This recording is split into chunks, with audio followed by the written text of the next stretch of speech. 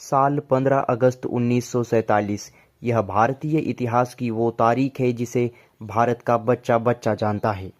ये वो तारीख थी जब भारत को सैकड़ों सालों की गुलामी के बाद आज़ादी मिली थी। जब पूरा देश आज़ादी का जश्न मना रहा था, तब भारत का एक ऐसा भी हिस्सा था जो गुलामी की जंजीरों में अभी भी जकड़ा हुआ था। वही एक और से नया नया आज़ाद हुआ देश बंटवारे की मार झेल रहा था। लेकिन इसकी बात हम किसी और वीडियो में करेंगे। फिलहाल के लिए हम उस हिस्से की बात करते हैं जिसे भारत में मिलाने के लिए भारत सरकार को ऑपरेशन पोलो चलाना पड़ा।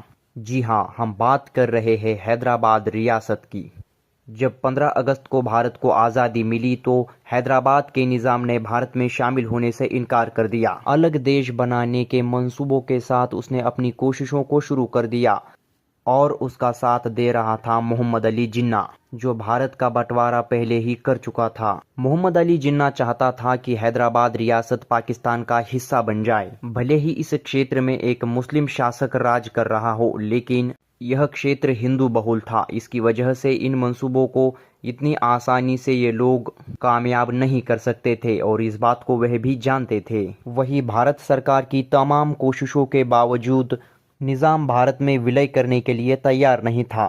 रज़ाकारों का संगठन भी निज़ाम का साथ दे रहा था। हिंदू बहुल क्षेत्रों में लूटमार और हत्याएं करवा रहा था।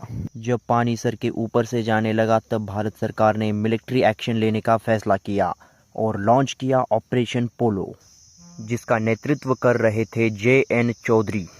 इस ऑपरेशन में लगभग 40,000 सेना शामिल थी।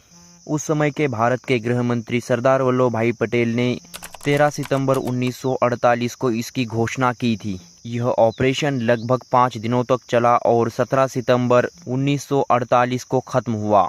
कई रिपोर्ट बताती है कि लगभग 1 लाख रज़ाकार विद्रोही और 20 से 25,000 के करीब निज़ाम की सेना इस ऑपरेशन में निज़ाम की ओर से लड़ रही थी।